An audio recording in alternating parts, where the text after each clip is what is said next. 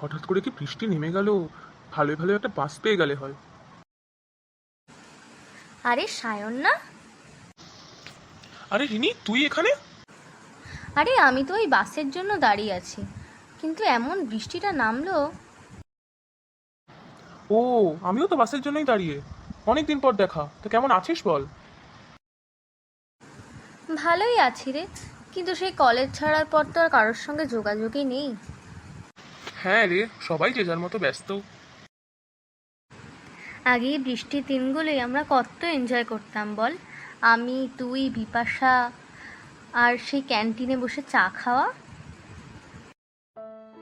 সত্যি সেই দিনগুলো অন্যরকমই ছিল। এই বিপাশার কি খবর জানিস?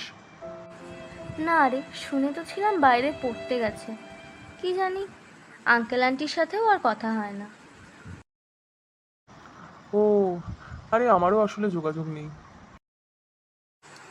এই, তোর ওই দিনটার কথা মনে আছে?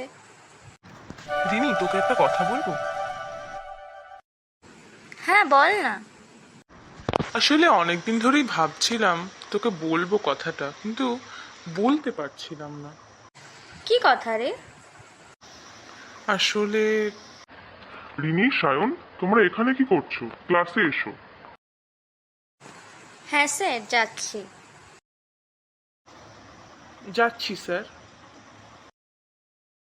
থাক, পরে অন্য কোনো সময় বলবো। আচ্ছা, সেদিন তুই কি বলছিলি রে, আর বললি না?